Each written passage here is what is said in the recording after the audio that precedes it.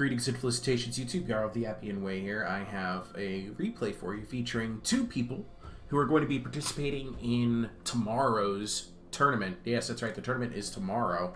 I mean, I'm recording this a couple days in advance, but this video comes out Friday. Tournament is on Saturday, noon my time. That's, I believe, 1700 UTC, I believe. And yeah, let's just get right on into it. This is a player I've not seen any of yet. His name is Hector Menta. He's playing as Hector of Troy over here. Playing against Subotai, who's playing as Menelaus of Sparta. Now then, let's talk about the armies. Both of these armies are legal for the 4400 rule set that we'll be using in the tournament. So I think these guys were just practicing. They were getting themselves ready. Subotai, I almost always see him play as Paris of Sparta, so this is going to be a nice little change of pace, I think. I might be wrong. I might be confusing him with somebody else. Anyway, he's brought 4 Laconian swordsmen. I think this is a really solid pick. He's put 2 XP chaperones on each one. He's brought only 2 armored spearmen with 1 XP apiece. We've got 2 renowned slingers guarding the mud pass, and we have Menelaus on foot. And hidden away in the trees, we have secret centaur champions and secret savage centaur warriors with 2 secret Spartoi. That'll be great, but he's not the only one with the secret. Hector Menta has also brought a secret centaur champions. Unfortunately, it's just 1 centaur champion, so little does Sparta know that there's a centaur over here, but little does Troy know that there's a much more significant centaur presence over here. This is a really interesting lineup for Hector of Sparta, and I'm glad that this is the case, because I've been talking about Hector infantry all week long, almost 2 weeks now. Here we've brought swordsmen. 5 units of just regular plain old, very cheap, 480 fun swordsmen. He's put 1 XP on each one, and one of them has 2 XP. He's also brought 4 heavy Trojan spearmen. This is just under 4,400 funds. This is actually an interesting choice, and I'm glad he picked it because it gives me plenty to talk about. He's brought 3 Trojan slingers. He's brought a heavy Trojan chariot and an Anatolian chariot, which is a medium, and then a defender companion on a chariot as well. I think this is a really fascinating setup, and it's also interesting. Centaur champions on Hector's roster. I don't remember there being centaurs on either Sparta or Hector. No, Sparta gets, okay, so they did something interesting. They decided to set it so that both factions can have whatever mythical units they want. And they both ended up choosing centaurs. That's fascinating. Okay, well, anyway, let's go ahead and get into this fight. Now, the regular old swordsman here, 480 funds, 107 weapon damage. It's a good weapon damage for as cheap as they are. I think the Amazon swordswomen do it better at, let's see here, 100 and, I think about a similar amount of damage for 450, but they also come with like almost 50 speed. These guys are going to be clunking around at 37. They are still a medium infantry. Their armor is really kind of pathetic at 30, and their charge bonus is only a 10. I don't disagree with the choice. I think there are better options, but for medium infantry, I mean, why the heck not? You probably don't want to go with only 2 Hectors chosen or something along those lines. Hector has a very heavy infantry-laden roster, and to choose to use the heavy Trojan spearmen, I think is very interesting. I think you might have been better off with Trojan defenders, and we're going to look at some statistics after this fight. So as you can see, the armies are positioning themselves. I love this early game positioning from Sparta. Knowing that there's 2 chariots, which I think on this map, chariots are a little bold. I think they're a little bold, but you can make it work. There's plenty of space to use. But he's only putting the 2 armored spearmen out here. If I was Sparta in this scenario, I would be predicting that my Trojan enemy would be bringing his infantry down towards the mud and bringing his chariots down towards the open field. So this is exactly where I want to put my armored spearmen. The armored spearmen are a great counter to both the heavy Trojan chariot and the Anatolian chariot. As it is, the 2 of them are just going to kind of get themselves set up here for an early skirmish duel. Let's go ahead and fast forward a bit so we can get there. As you can see, the armies are kind of repositioning. Here comes the skirmisher duel. Here we go. We've got 2 renowned slingers versus 3 Trojan slingers. I'll let you guess who wins. The The Trojan Slingers are a 400 fun slinger unit with 160 range. The Renowned Slingers have 180 range and deal significantly more damage. So here comes the trade of fire. As you can see, there's already damage racking up pretty quickly. The Trojan Slingers, they're going to trade some shots. They're going to keep trading shots. And meanwhile, Sparta is going to go ahead and reinforce the position of the Armored Spearmen over here, just to make sure that it isn't easy for anybody to go around the flanks of these Armored Spearmen. And the slings are going to keep shooting. Right away, the Trojans realize, hey, you know what? This isn't looking so hot. We've already lost about half of our health here. Let's just run away. And as they're running away, they're still getting shot even more by the Renowned Slingers. 10 kills on this one, 20 on that one, and no kills to show for it across the Trojan Slingers. That's how significant the difference is between these two Slinger units. We move on into the next stage of this engagement. Still have Secret Centaurs and Spartoi all over the place. The early skirmishing round is done and over really, really quick. Neither side too interested in committing their forces just yet. And Sparta's going to make the choice to go ahead and move his infantry all over to the left as he sees his Trojan opponent moving all of his infantry over to this side as well. And I think this is actually kind of an interesting choice on the part of Hector Mencha. He's leaving his chariots for the mud, and he's putting his infantry out here. I see this happen a lot. I see a lot of players just become too afraid of putting their infantry in mud. Let me go ahead and dispel a myth for you right away. Mud doesn't hurt the combat ability of your infantry. The only thing it hurts is your speed. Yeah, it really stinks to lose 30% of your 28 speed on your heavy infantry. What is 30% of 28? Well, let's see here. That's about 9 points of speed. They'd be going at about 19 or 20 for their total speed moving across the mud. Their speed's already 28. They're already pretty slow. Might as well just move them across. Medium infantry only loses 20% of their speed. Light infantry, like these Trojan Slingers, only lose 10% of their speed. You also lose charge speed. But that's it. That's all that mud does to infantry. So we got more movement orders coming down the pipeline. Everybody's taking their time getting their units into place here.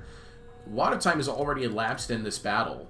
And as you can tell, once this battle kicks off, it really gets going. And there's some pretty epic charges in this fight. So we're going to go ahead and speed things up as both armies continue to position, negotiate what forces they want on what side of this big rock. That's what it boils down to.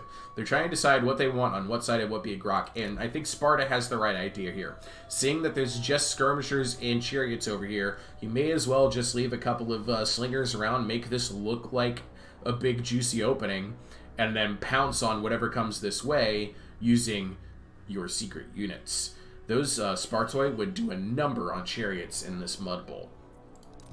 Now then, let's keep going. As you can see, he's still maneuvering his forces. Still just trying to figure out how, what's the line he wants to set up. How vulnerable does he want to look here? What is his best option? We still have Centaur champions hidden off in the trees over here. Oh, and just to be clear, the Centaurs would not be legal for the tournament. They would not be allowed, actually. The regular unit restrictions that are already in the game still apply. So Sparta is limited to Spartoi and Cyclops for its mythic unit selections. Now, this is really interesting, okay? So Laconian Swordsman is going to eat Swordsman for lunch. Now, watch how Hector Mencha handles the situation. He pulls back this swordsman that this Laconian is engaged with, and then turns this one to the side. And he's about to charge it in the flank. And luckily for Subotai, he sees it coming at the last second, and he's just going to fall back so that he doesn't get this unit outflanked. And then he's going to charge in with these armored spearmen in turtle mode. So their weapon damage is now 160. And now he's outflanked these two swordsmen. Here comes the Secret Centaurs have revealed themselves. The swordsmen are trying to fall back a little bit so they can get the support of the heavy Trojan Spearmen. He wants the Trojan Spearmen against these Centaurs, and the Centaurs pull away. They pull back just in time. They avoid that, and we get a nasty engagement for Sparta over here. And look at this. Both of them see the gap in the line here. He tries to put his Centaur champions in the way. He moves his swordsman to block the path, and I love this. It's a big hit, but I don't love this. Watch the orders here. That's right. this is a pull-through. This is actually illegal. You do not just move your unit over top. You don't move your cavalry over top of a unit that you're already engaged with just to get to the advantage of getting to the other side. Meanwhile, over here, he did a really good maneuver. The Savage Centaurs, he put them over here, he narrowed their formation, and then he shot the gap and got around behind, and that's perfectly legal. That was just phenomenal. I don't like what he did to this swordsman, however. It definitely gave him an unfair advantage, I would say. That was definitely not cool. It's the only instance of pull-through in this entire battle. He's going to continue to use his Centaur champions and Savage Centaur warriors to continue to wrap all this up. Meanwhile, out here in Mud Bowl Land, I love this. Hector Mencha, he takes the momentary lapse to get his chariots through the mud and immediately around the side, but unfortunately the speed change on the chariots is vicious, and it's just enough for the Spartan player here to get his chariots around the side and get into the backs of all of these units. I'm sorry, his Centaurs and his Spartoi out here, and now the Trojans are just in a little bit of trouble. He's already routed off a good portion of swordsmen here. He's getting his forces, regathered up here. The chariots they've had a number done on them. I was about to say they've done their damage, but they have. This Laconian swords, it's really hurt. So is this one, but that heavy Trojan chariot took a ton of damage.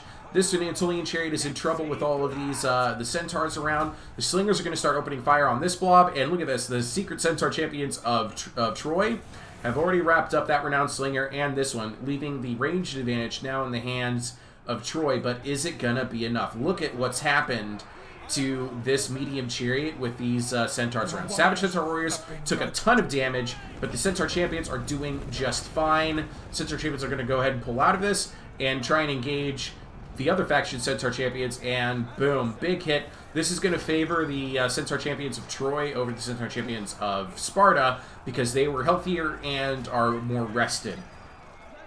Okay, over here we've got spearmen breaking all over the place. The heavy Trojan spearmen are not holding out too terribly well. The heavy Trojan chariots are just about out of this fight. The Anatolian chariots are shattered. Defender Companion's still in this. He's chasing Savage Centaur warriors who are now broken. But look at his infantry. His infantry are falling apart all over the place.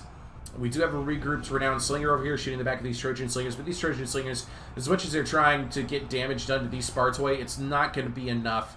This battle was solidly in the favor of Sparta, of Subotai, and what a fight it was. I don't appreciate the pull-through, but hey, they can happen sometimes. They can happen sometimes. It's a matter of timing the movement orders to match the moment that everybody is already knocked down, and not using the movement order to knock everybody down. Let's go ahead and look at some statistics, and I want to show you some stuff about Hector infantry. So yeah, the Armored Spearmen doing the lion's share of the work here, 109 to 84 kills. The Centaur Champions with 89 kills. Spartoi rolling in late but getting over 120 kills. Menelaus not really contributing much. But unfortunately, look at the Swordsmen. There's only 19 kills between all 5 of them. The Heavy Trojan Spearmen did a much better job, more than 250 kills. And then 116 kills on the Centaur Champions, just did a number on those renowned slingers, but they did manage a decent number of kills against the Trojan slingers, who did next to nothing. Alright, so let's go ahead and look at some unit statistics, okay? So what we have here is I've selected renowned swordsmen, 2 guards of Troy, a heavy shock spear, a Trojan defender, and 2 heavy Trojan spearmen. Now, he took heavy Trojan spearmen, and here's their statistics. 100 weapon damage, and when they're used against large units like Centaurs, that 100 weapon damage translates to 125. Now, let's compare that to what his opponent was doing, which was Teenage Mutant Spartan Turtle Mode. I put these Trojans into Turtle Mode with their shields on their back, and look at the damage difference. 45-point damage difference, 16-point charge difference, a 12-point melee attack difference, a 4-point speed difference. I mean, what and what do you lose for it? 20 points of melee defense. I honestly just think this is better.